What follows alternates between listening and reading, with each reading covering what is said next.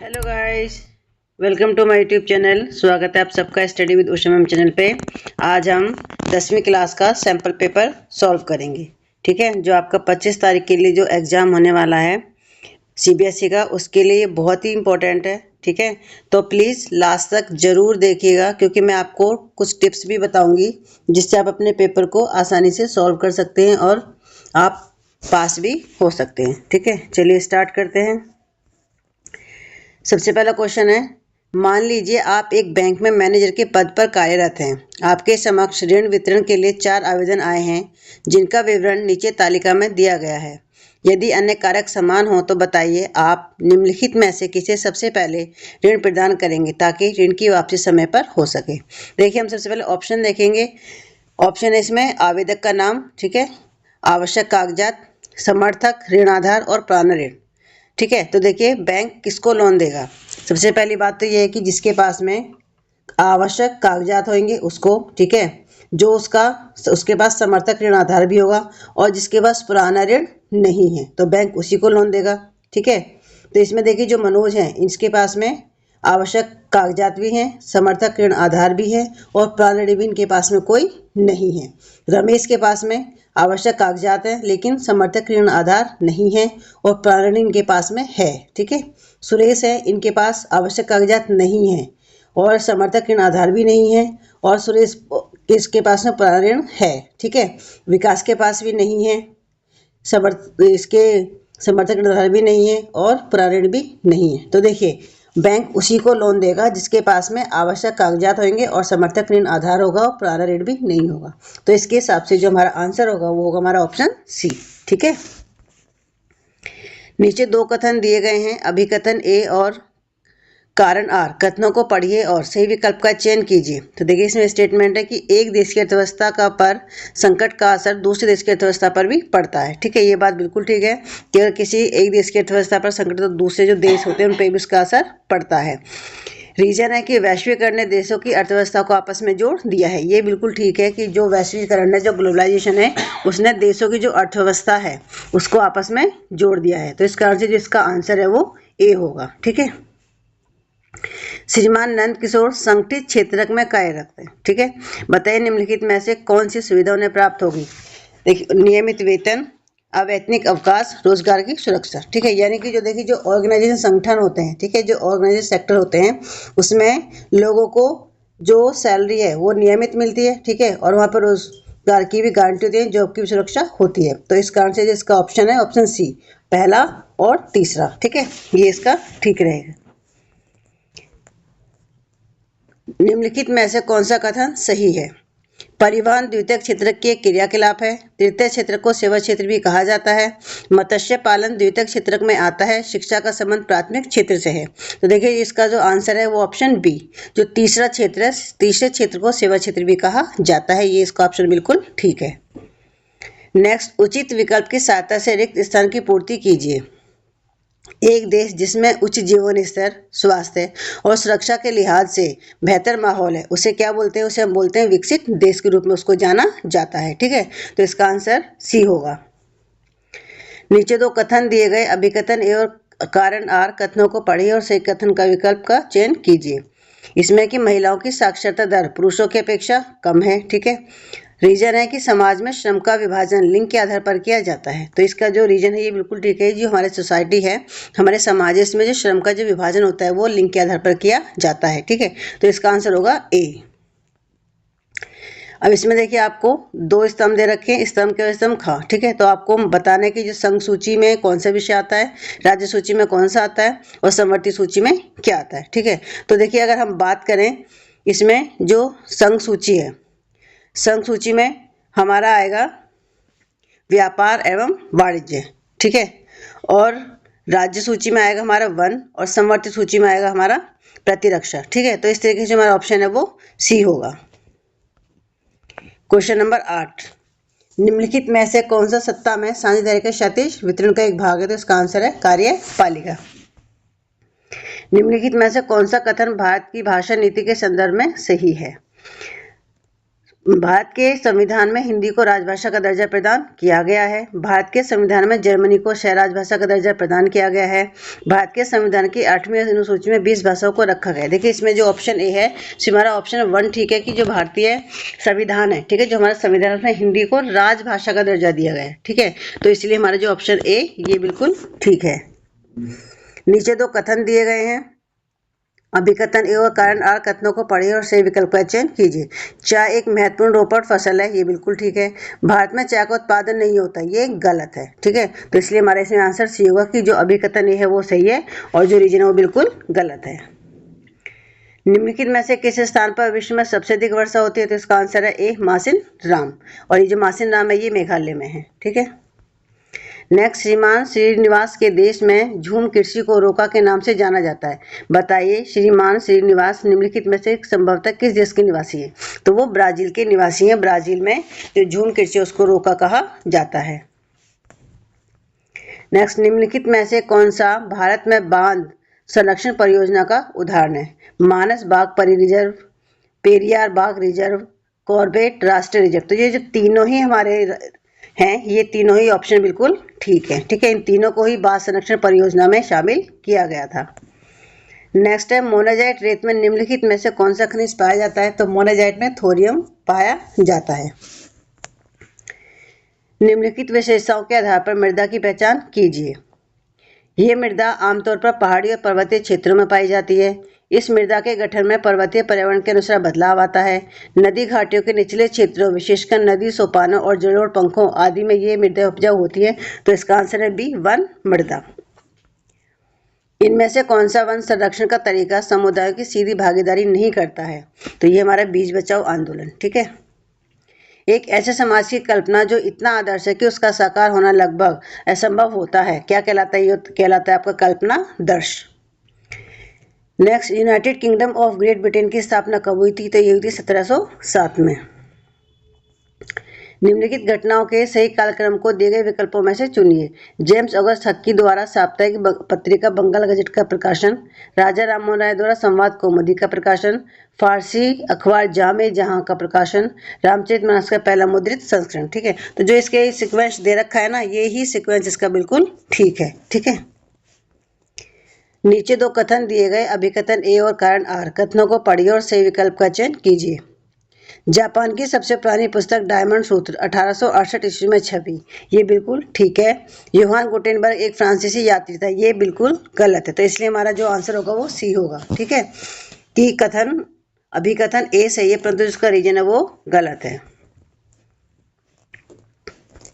अब देखिए 1 से 20 तक जो क्वेश्चन आते हैं वो आपके एमसीक्यू आते हैं, ये आपके 1-1 नंबर के होते हैं, ठीक है। अब जो आपके क्वेश्चन होंगे 2 से लेके 21 से लेके 24 तक, ये आपके हैं 2-2 नंबर के। देखिए सबसे पहला क्वेश्चन है कि सांस्कृतिक आदान प्रदान में खाद्य पदार्थों की भूमिका की समीक्षा कीजिए। तो आंसर है कि सांस्कृतिक आदान प्रदान में खाद्य पदार्थों की भूमिका बहुत महत्वपूर्ण है। खाद्य पदार्थों के आदान प्रदान में सांस्कृतिक विविधता को संजोया जाता है और लोगों के बीच संबंधों को मजबूत किया जाता है। इसके अलावा खाद्य पदार्थों के तैयारी और सेवन में स्थानीय संस्कृति का विशेष महत्व होता है, जो लोगों के बीच समानता और एकता की भावना को बढ़ाता है, ठीक है। देखिए जो आपको आंसर लिखने होते हैं ना, वो आपको मार्क्स के अकॉर्डिंग लिखने होते हैं, कितने नंबर का क्वेश्चन आंसर है आपका, उसके अकॉर्डिंग आपको उसका आंसर लिखना है, ठीक है। फिर हमारा कि सत्ता के क्षैतिज वितरण का महत्व लिखिए अथवा सत्ता के ऊर्ध्वाधर वितरण का महत्व लिखिए। देखिए अथवा का मतलब होता है कि 2 क्वेश्चन है, 2 में से आपको एक का आंसर लिखना है, ठीक है। लेकिन मैंने आपको दोनों के आंसर बताए, तो आप अगर क्वेश्चन इस तरीके का आता है तो आप दोनों में से एक ही आंसर लिखेंगे। सत्ता विभिन्न अंगों या क्षेत्रों जैसे विधायिका, कार्यपालिका और न्यायपालिका के बीच साझा की जाती है। इसे सत्ता का क्षैतिज वितरण कहा जाता है क्योंकि यह सरकार के विभिन्न अंगों को अनुमति देता है जिन्हें एक ही स्तर पर रखा जाता है ताकि वे उन्हें सौंपी गई विभिन्न प्रकार की शक्तियों का उपयोग कर सके, ठीक है।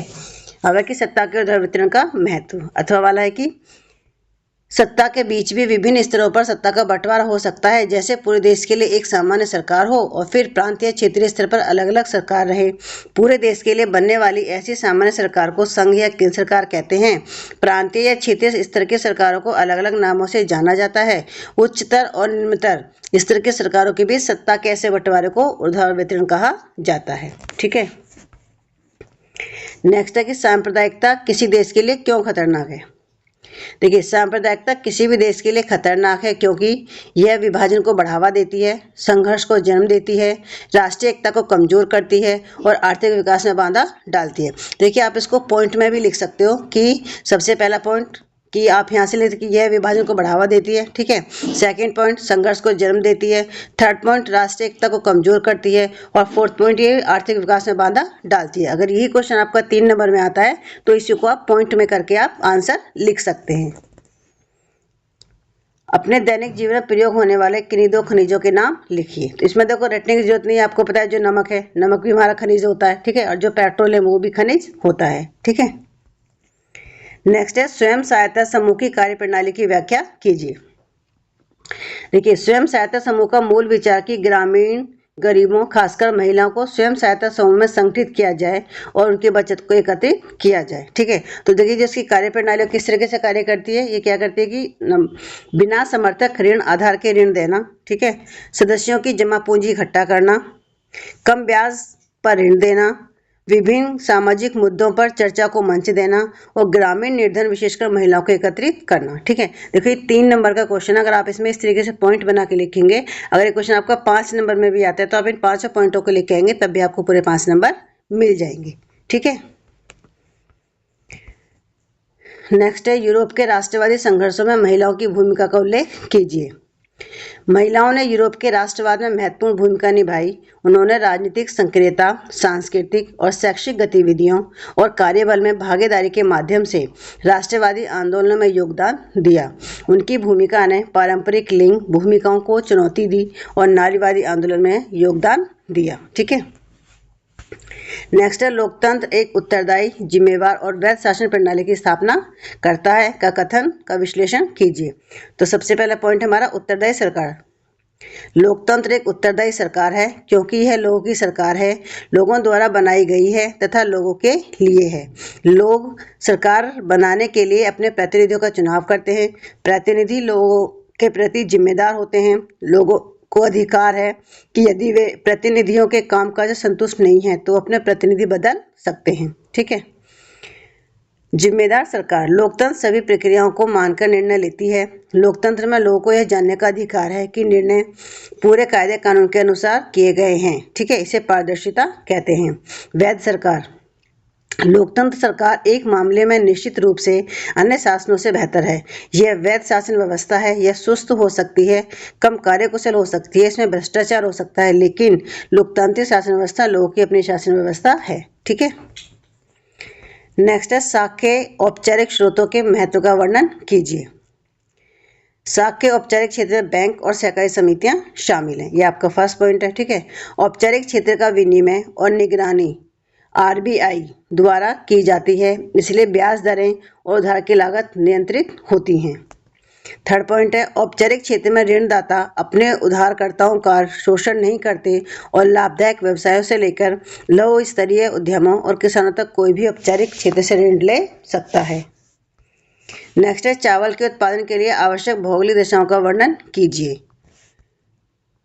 यह एक खरीफ फसल है जिसे उगाने के लिए उच्च तापमान 25 डिग्री सेल्सियस से ऊपर और अधिक आर्द्रता 100 सेंटीमीटर से अधिक वर्षा की आवश्यकता होती है। कम वर्षा वाले क्षेत्रों में इसे सिंचाई करके उगाया जाता है। नेक्स्ट है कि गेहूं के उत्पादन के लिए आवश्यक भौगोलिक दशाओं का वर्णन कीजिए। यह एक रबी की फसल है जिसे उगाने के लिए शीत ऋतु और पकने के समय खिली धूप की आवश्यकता होती है।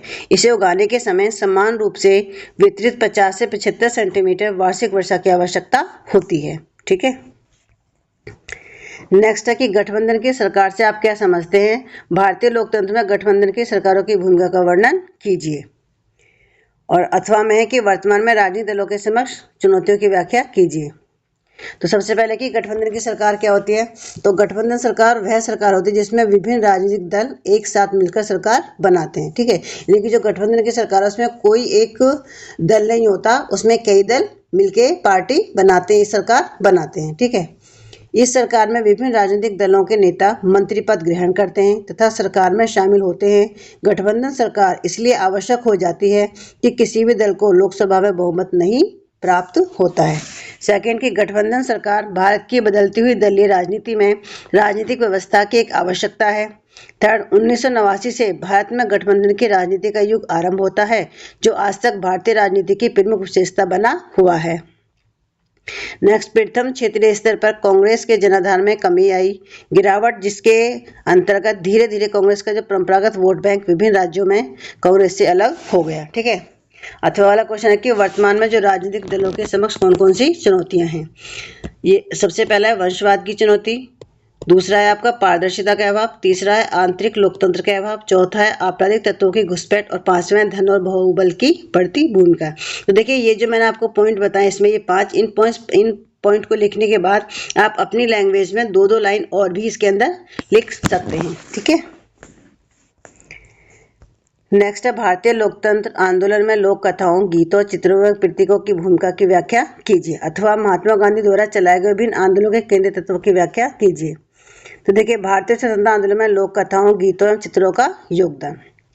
सबसे पहला है कि राष्ट्रवादी घूम घूम कर इन लोक कथाओं का संकलन करने लगे। ये कथाएं परंपरागत संस्कृति की सही तस्वीर पेश करती थी तथा अपनी राष्ट्रीय पहचान को ढूंढने तथा अतीत में गौरव का भाव पैदा करती थी। सेकंड, 1870 के दशक में बंकिम चंद्र चटर्जी ने मातृभूमि की स्तुति में वंदे मातरम गीत लिखा था। ठीक है। थर्ड पॉइंट, भारत माता की पहचान दृश्य रूप में प्रस्तुत की गई। चौथा है 1905 में स्वदेशी आंदोलन के दौरान सर्वप्रथम एक तिरंगा जिसमें 8 कमल थे तैयार किया। नेक्स्ट है भारत बहुत से भारतीय महसूस करने लगे थे कि राष्ट्र के प्रति गर्व का भाव जगाने के भारतीय इतिहास को अलग ढंग से पढ़ाना चाहिए जिससे भारतीय गर्व का अनुभव कर सके। ठीक है। अथवा वाला क्वेश्चन है कि महात्मा गांधी द्वारा चलाए गए विभिन्न आंदोलनों के केंद्रीय तत्वों की व्याख्या कीजिए। तो देखिए जो महात्मा गांधी के जो केंद्रीय तत्व थे, देखिए वो था सबसे पहले अहिंसा। ठीक है। अहिंसा का लक्ष्य सत्य है, इसलिए सत्य के लिए प्रयास जिसे वे सत्याग्रह कहते थे। उनका कहना था कि अहिंसा सत्य के लिए होती है और प्रेम से भरपूर होती है। ठीक है। दूसरा है सत्याग्रह। तो अगर आपका उद्देश्य सच्चा है, यदि आपका संघर्ष अन्याय के खिलाफ है, तो उत्पीड़क से लड़ने के लिए किसी शारीरिक बल की आवश्यकता नहीं होती है। थर्ड पॉइंट है आपका स्वदेश नीति। स्वदेशी को नियमों का नियम कहा है। स्वतंत्रता आंदोलन के समय महात्मा गांधी ने विदेशी वस्तुओं का बहिष्कार तथा स्वदेशी अपनाने का आह्वान किया था। फोर्थ है जन आंदोलन। महात्मा गांधी ने लोगों को आंदोलन में भाग लेने के लिए प्रेरित किया। उनके आह्वान पर विभिन्न सामाजिक समूह, मध्यम वर्ग, विद्यार्थी, शिक्षक, वकील आदि लोगों ने भाग लिया। फिफ्थ है अस्पृश्यता निर्माण। जिस समय गांधी जी ने लोगों को आज़ादी के लिए एकजुट करने में लगे हुए थे, उस समय भारत में अस्पृश्यता और छुआछूत का बोलबाला था। गांधी जी स्वतंत्रता आंदोलन के दौरान निम्न जाति के लोगों को हरिजन कहकर उन्होंने पुकारा था। ठीक है। नेक्स्ट है भूमि संरक्षण के हेतु कुछ उपाय लिखिए अथवा सतत पोषण विकास के महत्व का वर्णन कीजिए। देखिए भूमि संरक्षण के उपाय हैं कि वनारोपण, पशुचारण नियंत्रण, रक्षक मेखला, खनन नियंत्रण, औद्योगिक जल का परिष्करण। ठीक है। ये 5 पॉइंट है। 5 पॉइंट में आप अपने लैंग्वेज में आप इसमें 2-2, 3-3 लाइन भी आप ऐड करके लिखेंगे। ठीक है। अथवा है कि सतत पोषण विकास का महत्व। संसाधनों का ऐसा विवेकपूर्ण प्रयोग जिससे न केवल वर्तमान पीढ़ी की अपितु भावी पीढ़ियों की आवश्यकताएं भी पूरी होती रहे, इसे हम बोलते हैं सतत पोषणीय विकास। ठीक है। इसका महत्व है कि व्यवसायों और अर्थव्यवस्थाओं की दीर्घकालिक समृद्धि।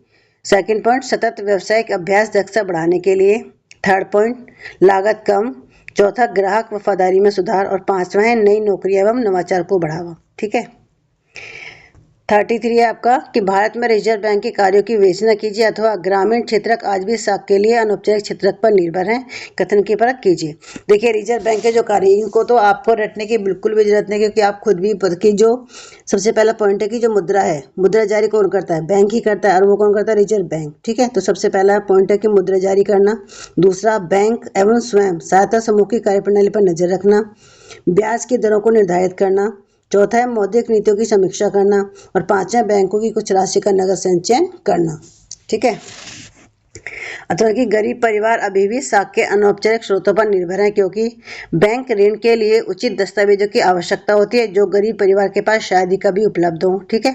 सेकंड पॉइंट, ऋण के अनौपचारिक स्रोत जैसे साहूकार उधारकर्ताओं को व्यक्तिगत रूप से जानते हैं और अक्सर बिना किसी दस्तावेज के ऋण देने के लिए तैयार होते हैं। थर्ड पॉइंट, कभी कभी यदि उधारकर्ता ऋण वापस करने में असमर्थ होते हैं तो वे साहूकारों से अतिरिक्त ऋण प्राप्त कर सकते हैं। फोर्थ, ग्रामीण भारत में हर जगह बैंक मौजूद नहीं है। फिफ्थ, बैंक से ऋण प्राप्त करना अनौपचारिक स्रोतों से ऋण लेने की तुलना में बहुत कठिन होता है। देखिए जो आपके 34, 35, 36 ये आपके केस आधारित प्रश्न होते हैं, ठीक है। तो इन प्रश्नों के आंसर आप इस पैराग्राफ को पढ़िए और इस पैराग्राफ में जहाँ से भी आपको कुछ भी समझ में आता है उसके आंसर आपको ढूंढ के इसमें से लिखने होते हैं, ठीक है।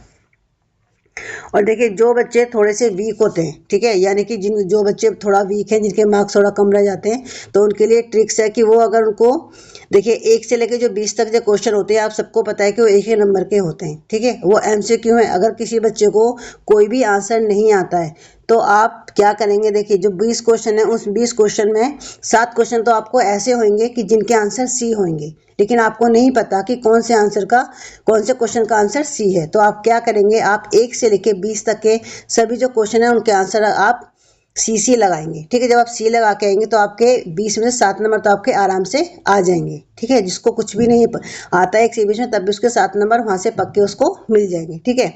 उसके बाद देखिए जो आपका ये केस आधारित प्रश्न होते हैं, यानी ये आंसर पैसेज, ये भी आपके 12 नंबर के, इसमें भी आपको कुछ भी याद नहीं करना, आपको पैसेज को पढ़ना है, उसके आंसर आपको लिखने, ठीक है। अगर आप पढ़ के आंसर लिख के आएंगे और सही लिख करके आएंगे तो 12 नंबर आपको यहाँ से मिल जाएंगे। 12 7 19 नंबर आपके ये हो जाते हैं, ठीक है। और प्रैक्टिकल के मार्क्स आपको आपके स्कूल से भी मिल जाते हैं। तो इस तरीके से आप इसमें SST में बहुत अच्छे से आप आसानी से आप पास हो सकते हैं, ठीक है।